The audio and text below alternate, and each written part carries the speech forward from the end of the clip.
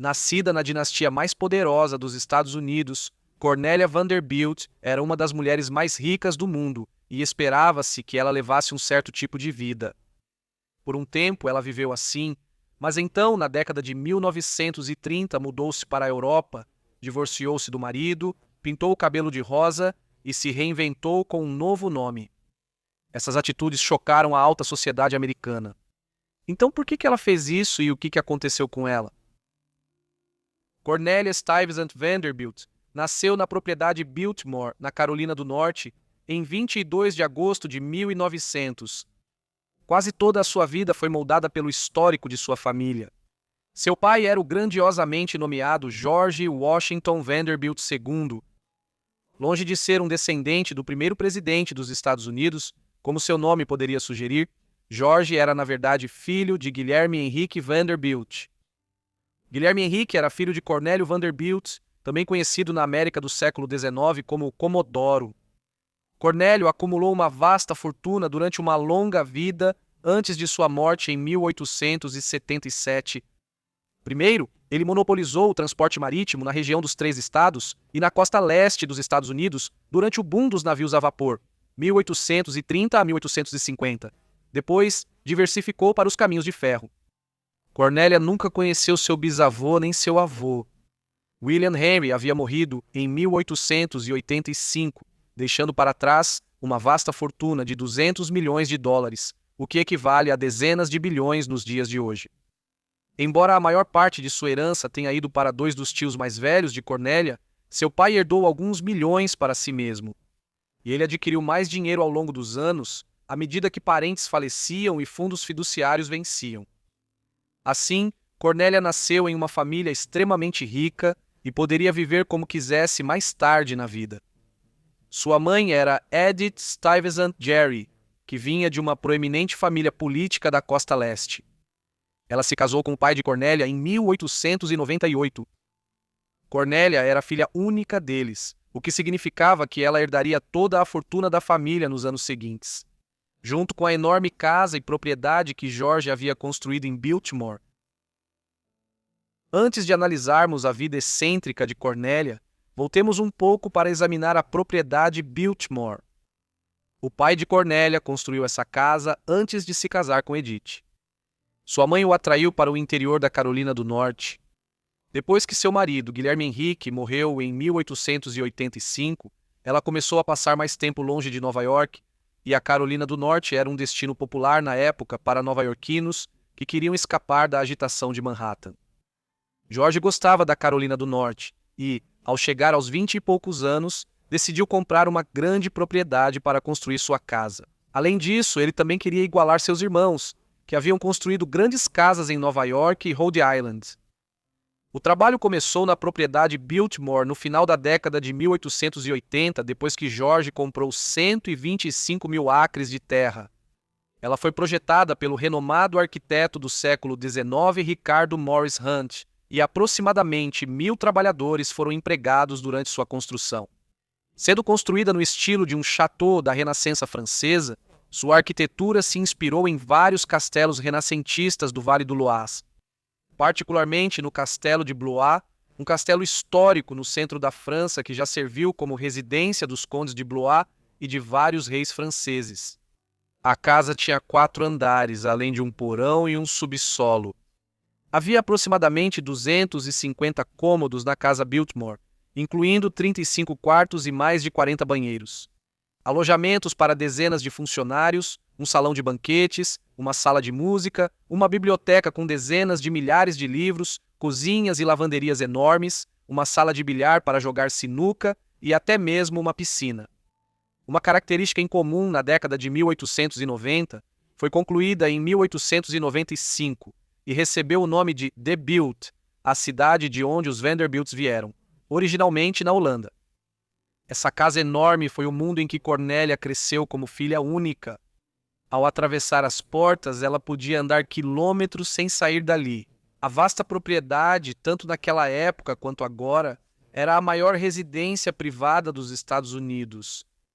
Apesar de toda a sua grandiosidade, era um lugar curioso para se ser criança. Sem irmãos, poucos iguais, e uma vida diária moldada pela presença constante de adultos atenciosos e funcionários da casa. Uma criação que dificilmente deixaria de marcar e deixar sua marca. E deixou, já que Cornélia se tornaria bastante excêntrica nos anos seguintes e abandonaria a mansão de sua infância.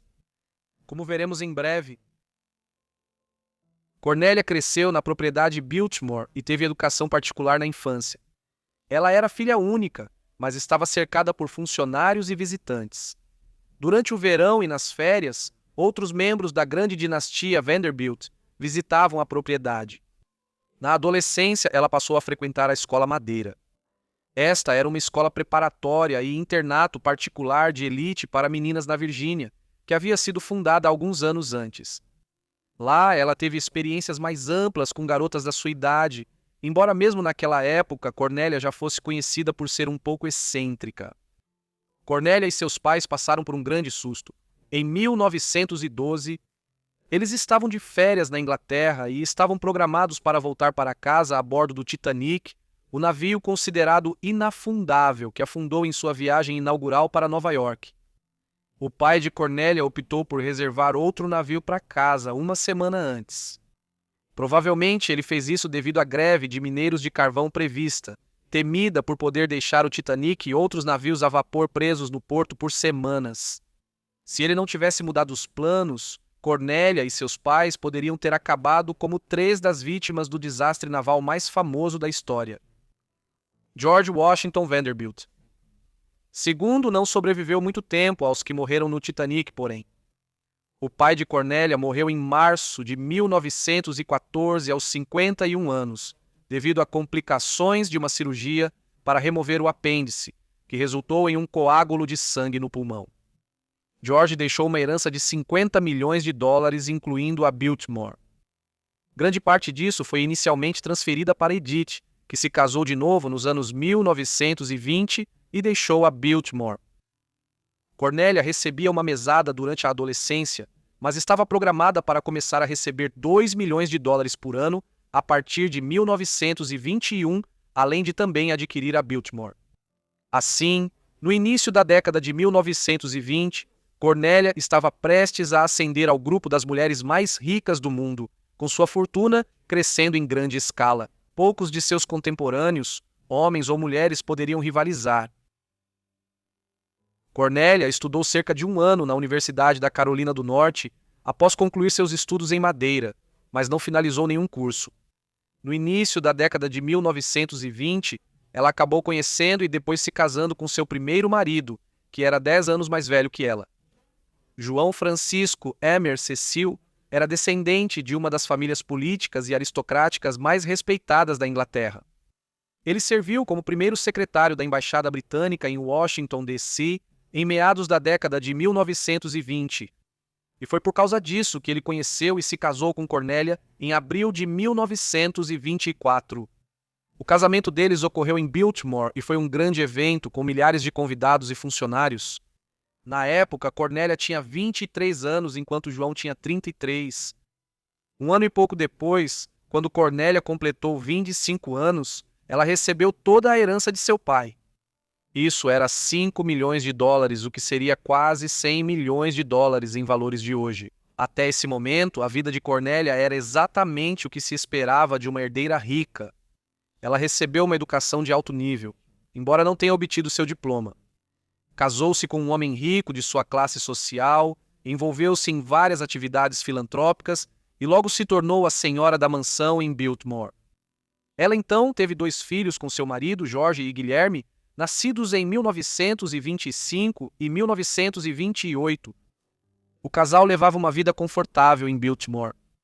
Mas em 1930, em meio à Grande Depressão, eles abriram partes da casa ao público para gerar renda extra. Uma iniciativa inédita que garantiu o futuro da maior residência dos Ibrahia, posteriormente reconhecida como Marco Histórico Nacional. À medida que as crianças cresciam, o comportamento excêntrico de Cornélia ficava mais evidente. Em 1932, quando seus filhos tinham 7 e 4 anos de idade, respectivamente, Cornélia decidiu que a vida em Biltmore era entediante e já não a satisfazia mais. Ela partiu de repente para Nova York e começou a estudar arte lá. Essa foi uma atitude extremamente incomum na época. Uma teoria é que Cornélia pode ter decidido deixar Biltmore porque se sentia sufocada pela vida lá.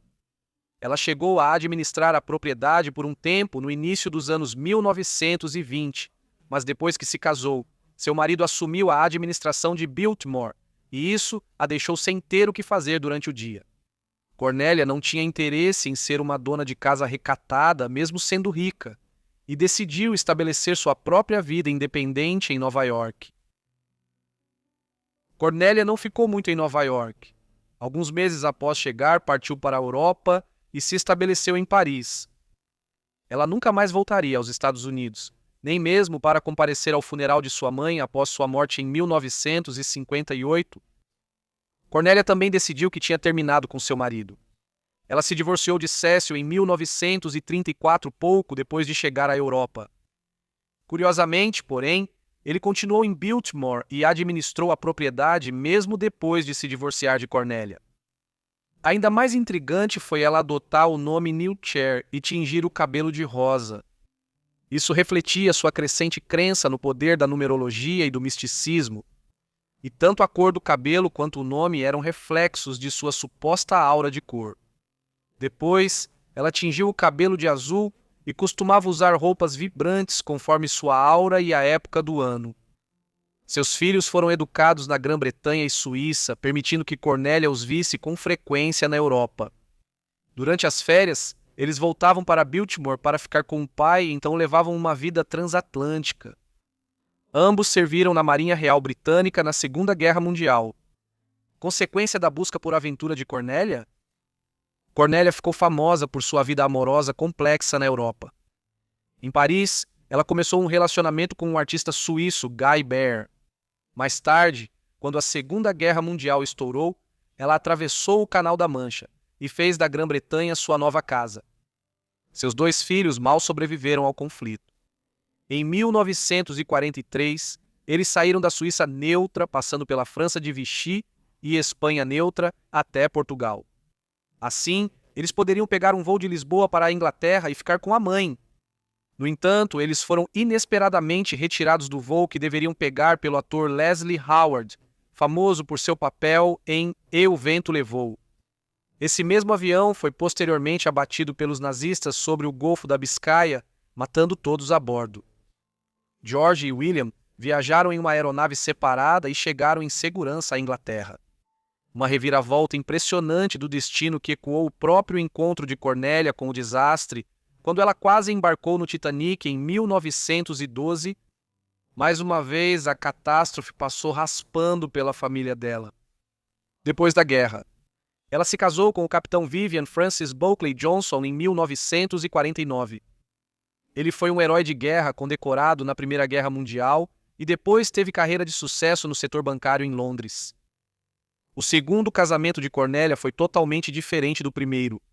Ela e Viviane se casaram em um cartório em Kensington, em Londres. Ela decidiu usar o nome Maria durante seu segundo casamento. O motivo não é 100% claro, embora alguns tenham sugerido que foi para manter sua vida o mais privada possível. O casamento parecia ser mais feliz do que o primeiro, pelo menos Cornélia Newchair. Maria não embarcou e fugiu para outro continente. Em vez disso, ela permaneceu ao lado de Viviane. Os dois continuaram casados até a morte dele em 1968, marcando o capítulo mais longo e tranquilo de sua vida, notavelmente fora do comum. Cornélia e Viviane viviam entre uma casa em Londres e uma propriedade chamada The Mount, que ela comprou em Cotswolds, Oxfordshire. Seus hábitos de colecionismo eram excêntricos, só possíveis devido à imensa riqueza de Cornélia. Por exemplo, a casa era adornada por uma coleção cada vez maior de vasos chineses históricos. Depois foram doados ao Museu Victoria e Albert, em Londres.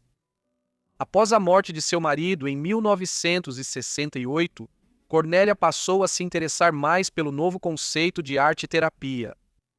Ela se tornou amiga de um grande defensor dessa nova forma de terapia, Eduardo Adamson. Foi durante um jantar com ele, uma noite em Londres, que ela conheceu William Godser. Ele era o garçom deles naquela ocasião e era 26 anos mais jovem que Cornélia. Em 1972, ela se casou com ele quando tinha 72 anos, e ele 46. Eles passaram a viver juntos tranquilamente em um monte na casa dela. Esse seria o último casamento dela. Cornélia faleceu pouco mais de 3 anos depois, em 7 de fevereiro de 1976, aos 75 anos de idade. Enquanto muitos parentes da família Vanderbilt foram sepultados no jazigo familiar em Staten Island, Cornélia novamente rompeu a tradição. Após sua morte em Oxfordshire, ela foi cremada e suas cinzas foram depositadas em uma igreja próxima à sua casa. Anos depois, após a morte de seu marido muito mais jovem, 1984, seus restos mortais foram reunidos aos dele, colocados sobre seu caixão e enterrados juntos em Orkney, na Escócia. Ela, em grande parte, renunciou aos Vanderbilt e optou por viver reservadamente na segunda metade da vida, sendo esse um final adequado. O motivo de ela ter escolhido viver assim permanece um mistério. Seu casamento com Cecil, que morreu em 1954 e foi enterrado perto de Baltimore, foi claramente infeliz. E ela tinha dinheiro suficiente para romper completamente com as convenções e seguir seu próprio caminho. Cornélia viveu uma vida estranha, e é apropriado que exista uma história peculiar que veio à tona nos últimos anos a seu respeito. Acredite ou não, ainda há um pedaço do bolo de casamento dela em exibição na Biltmore Estate até hoje. Você pode se perguntar como um pedaço de bolo sobreviveu por um século. E essa seria uma pergunta razoável. O bolo de casamento de Cornélia, quando se casou com Cecil em 1924, era de frutas. Isso inclui uma boa dose de álcool, como o uísque, que conserva o bolo ao longo do tempo. Na verdade, o bolo de frutas médio é assado várias semanas antes de ser consumido. Um pedaço de bolo acabou sendo colocado em uma lata que foi esquecida e deixada em um baú. Ele foi encontrado em meados da década de 2010 e tinha a aparência de queijo, mas não era, e ao contrário da maioria dos alimentos, não havia se desintegrado. Após quase 90 anos, revelou uma investigação. Era um pedaço do bolo de casamento e está em exibição no Biltmore hoje, um testemunho apropriado da vida de uma mulher excêntrica. Como mencionado, o primeiro marido de Cornélia morreu em 1954 e, após sua morte, os filhos de Cornélia assumiram a administração da propriedade Biltmore. George e Guilherme então começaram a operar a residência como um museu de casa histórica e trabalharam para estabilizar e transformar o negócio em uma empresa lucrativa e autossustentável. Finalmente, em 1963, a propriedade foi designada como um marco histórico nacional graças a George e Guilherme. Cornélia teve 8 netos, e hoje vários de seus descendentes estão envolvidos na administração da propriedade. Continua sendo uma grande atração turística na Carolina do Norte, com cerca de 1,4 milhão de visitantes por ano. Obrigado por assistirem ao vídeo sobre Cornélia Vanderbilt, espero que tenham gostado. Me contem o que acharam da vida dela aí embaixo nos comentários e, se tiverem sugestões, também deixem aí embaixo nos comentários. Espero que estejam inscritos e com notificações ativadas para receber meus vídeos assim que postar. É isso da minha parte, até o próximo Vidas Esquecidas. Obrigado.